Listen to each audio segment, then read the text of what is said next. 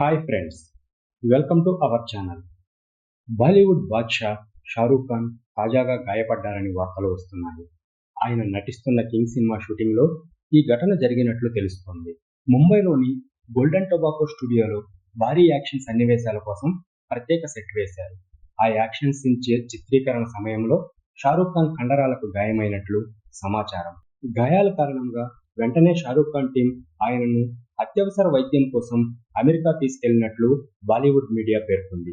గతంలో కూడా షారూక్ కండరాల సమస్యతో ఇబ్బంది పడ్డారు. ఈసారి కూడా అదే సమస్య మళ్లీ రావడంతో చికిత్స అవసరమైందని చెబుతున్నారు.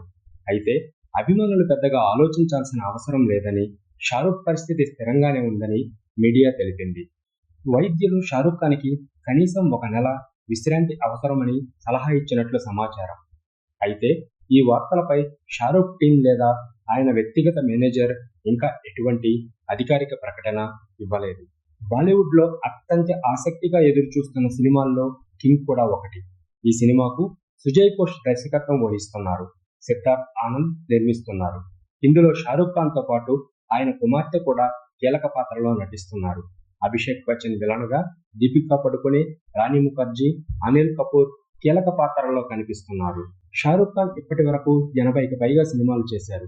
14 ఫిల్మ్ఫేర్ అవార్డులు అందుకున్నారు. 2023లో విడుదలైన పఠాన్, జవాన్, ధమ్కీ సినిమాలతో భారీ విజయాలు సాధించారు. కొంత విరామం తీసుకొని మళ్ళీ ఇప్పుడు కింగ్ సినిమాతో బిజీ అవుతున్నారు.